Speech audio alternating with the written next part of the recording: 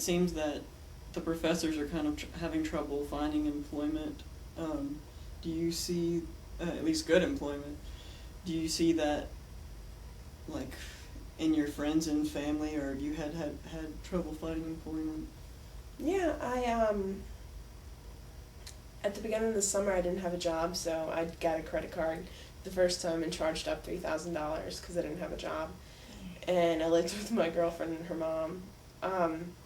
So, like, not being able to find a job then was kind of stressful, but then I applied to Academy and Hobby Lobby, and I got the job at Hobby Lobby, and that was definitely an experience. But then I just recently quit, and Betty and I have been looking for jobs because she quit as well from Hobby Lobby. So now we just work for the school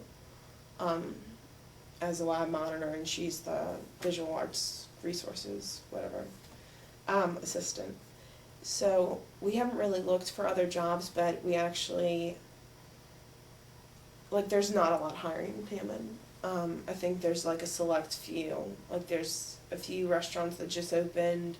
I think Target's always hiring, or they say they always are hiring, and then they never do. I know Ulta's hiring, and that's come into conversation with Betty and I recently, because we have a friend, Ashley, who's living with us right now, that's from New Orleans, that hasn't had a job for like 3 months, and her roommate almost got evicted, and then they, whatever, but she's in Hammond looking for jobs, and she hasn't really found much. She hasn't gotten hired yet, and it's been 2 weeks, so the economy's not that good. Right. Yeah. So. So is that primarily how the state of the economy has affected you in terms of budget cuts here at school, and then that kind of stressful environment that's being created, at least indirectly, through friends and family? Yeah, I mean, it's definitely stressful because I'm a college student, and I'm very I try to make everyone happy and have, like, if Betty's upset about something, I'll try to do everything I can to make her happy. So a few of her friends and my friends have moved in with us throughout the semester, these past 2 semesters, just because they haven't had jobs, and it's like, I'm a college student, and I feel like I have 6 kids, like, that are my friends, but they come over and they eat my food, and I cook for them, and they don't clean up, and it's like, it does get stressful. It's like, too much sometimes, so. To what causes would you attribute this state of the economy? I don't know. I think it's just that, I mean, I don't pay that much attention to, like, politics or economy or the news. It's like I live in my own world. But I would say, if I had to give an answer, that it has to do with, like, the fact that the United States always focuses their attention outside of the United States. Like, I feel like we don't pay attention to our own problems. Like, sometimes I have a problem with when people adopt outside of the United States, because it's like, there's poor kids here.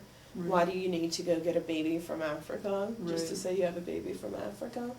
That's kind of what I feel like. I don't feel like initially you're trying to help the economy there. I just think it's like, I have this baby from Africa.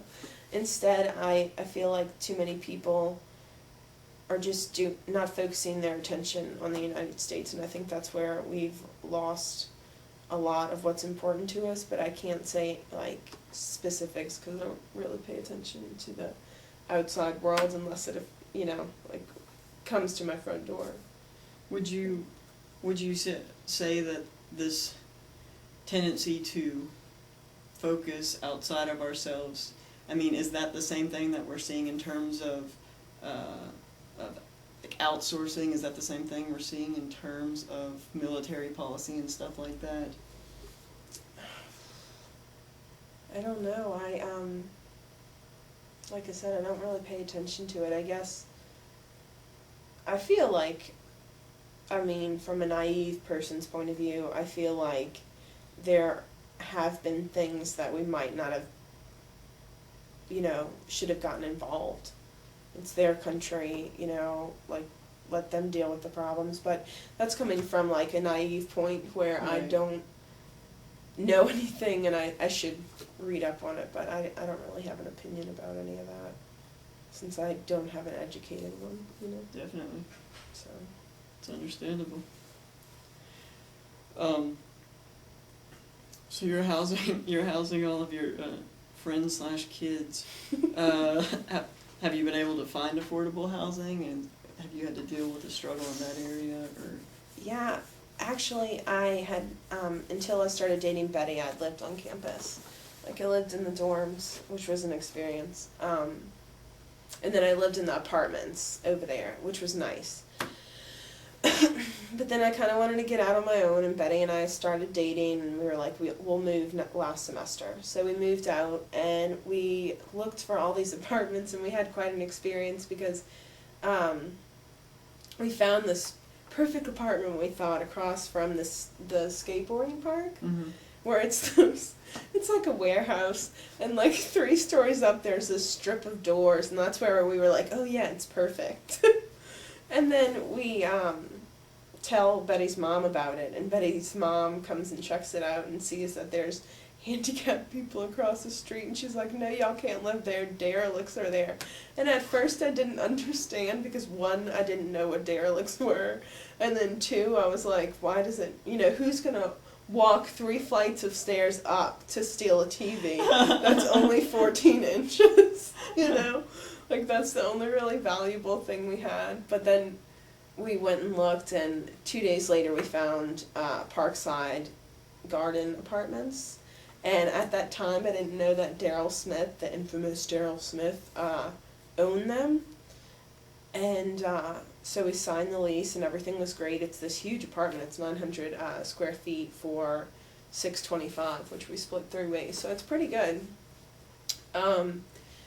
It's a nice size, but like the service of housing, like the landlord sucks. And hearing from friends, like, they were like, oh, you shouldn't have rented from them, it's Daryl Smith, like he gets everyone, and it kind of sucks because they take your money automatically. Like, they make you sign this thing in the beginning when you're renting that gives them your routing number for your bank, so they just take direct deposit rent. So you can never hold your rent. Like the first month that I rented there, it was in the summer, and the air condition was broken, and they wouldn't believe us, and we'd come home and it'd be 90 degrees in our apartment. And I'd just get so upset, and Betty and I would literally have to walk around naked, and like, it's your house, but there are times when you don't want to walk around naked, right. And it's definitely when, like, the whole day you're walking around naked because it's 92 degrees in your house. Like, that's bothered me, and we called them, and we kept on calling, and they only came out 4 times, and each time they were like, oh, it's this, it's fixed. And then the 4th time, I was like, I've called the district attorney. Like, you need to do something. Our bill was $300 for a month of electricity. And I was like, there's no way. Because when Ashton, my other roommate, and Betty were not home, I'd sit in the darkness. I was like, there's no way. We racked up $300. And so we told them that, and it's like, they said, it's your problem, you shouldn't have been running it the whole time. And so they didn't give us any of the money, and we couldn't hold our rent, so we really didn't do anything. And then finally they said they replaced our air conditioner with a brand new one, but it's not a new one. So housing has kind of sucked in Hammond,